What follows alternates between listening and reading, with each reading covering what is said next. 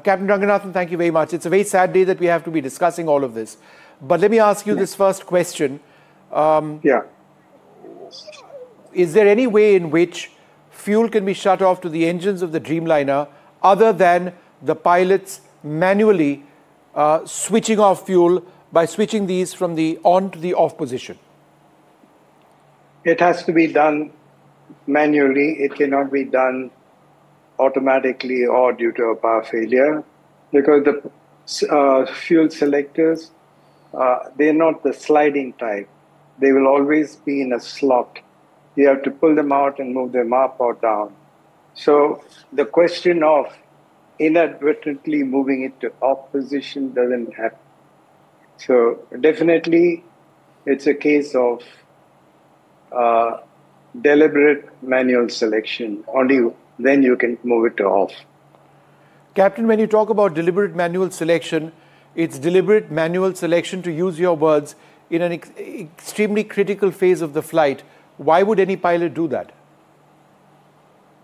I don't want to use the word, but I've heard that the captain had some medical history, and it can happen.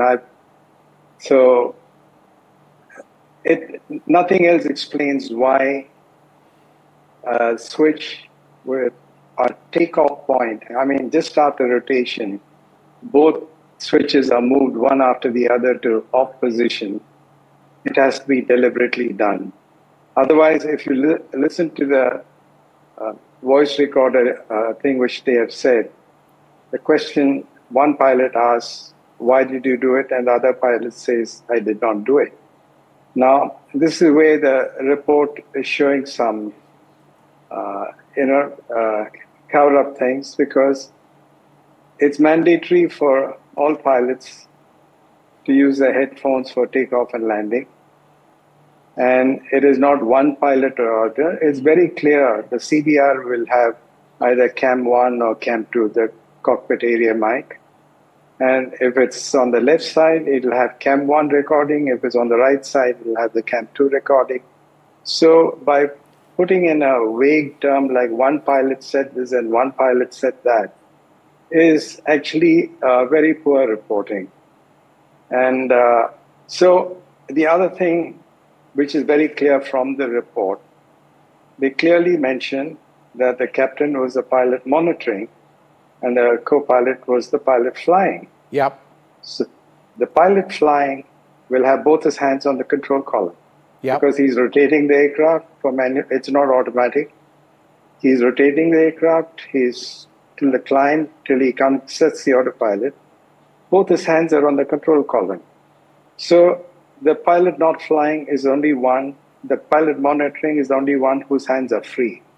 So to put in a vague term to mislead, I would say, to say one pilot said this and one pilot. So the action is deliberate. That is why I said it has to be manually done. Captain Ranganathan, you said that there was a medical condition that you were aware of one of the pilots. Is that right? Yeah, that's what I've heard. That several pilots in Air India are reporting that he has a medical condition and he was also on medical leave for some time. So if the top management was not aware of that, I'm surprised, because many of the line pilots are aware of that. So, Captain Ranganathan, you are very deliberately saying that one of the pilots deliberately switched off the fuel, knowing fully well that if they did it, there was a possibility of a crash. Would that be correct? Absolutely. Right. So, therefore, we are dealing with a potential pilot-induced crash. Is that what we're looking at? That's what you're looking at. And I think that's what the authorities were looking at when they appointed a Director General of Police in that committee who knows nothing about aviation. And there was also a talk of sabotage angle. So when you put two and two together, it means they were aware of what was happening. Okay. Now, assuming that you are correct, Captain, and and we both hope that you aren't. I mean, we don't want this to be at all, what the reality was. But assuming you are, correct, what would the line of investigation be into this particular pilot? Would there be an effort to try and find out how they've been for the last few days, their behavior over the last few days, their wellness over the last few days? Would there be an attempt to speak to some of their colleagues, their friends, to know about their personal life, to try and figure out if there were any factors which could have induced something like this? It is not last few days. They'll have to look at last few months to find out if he was on medical leave, what was the reason why he was on medical leave. All that has to be positively identified. Because I'm not an active pilot anymore, but if I'm getting these feedbacks from pilots who are there, there's got to be some reason for that. Right. And Captain Ranganathan, I mean, you say things directly, much more directly than perhaps anybody else in this area. You say this with a great deal of responsibility. There have been instances elsewhere in the world of pilot-induced crashes, right? It's the circumstances would have been different, but it's not something that's not happened elsewhere. I was there in Silke when the Silke crash took place, and I was one of those who gave evidence against that captain. And the Indonesian authorities tried watering it down as a mechanical failure, but NTSB came out with a positive counter which established it was a pilot suicide. And then you have the Malaysian 370, then you have the German wings, then the Egypt Air 990, and you had the one in China a few years back. So it is not something which has not happened worldwide. And it is something that when somebody is having some stress, or stress and depression combined, I understand can create this kind of a situation. So I'm not making this statement without going deliberately into the past cases. Yeah. Now, what does an airline do to deal with a situation like this, assuming that this was pilot-induced, that there was factors like depression of some sort which may have been involved in the pilot's actions? How does an airline deal with this sort of situation? I think the airline has... See, one thing, it is not just the airline fault. I would say it is the regulator's fault. And one of the responsibilities of all airlines is your FTTL and rest period.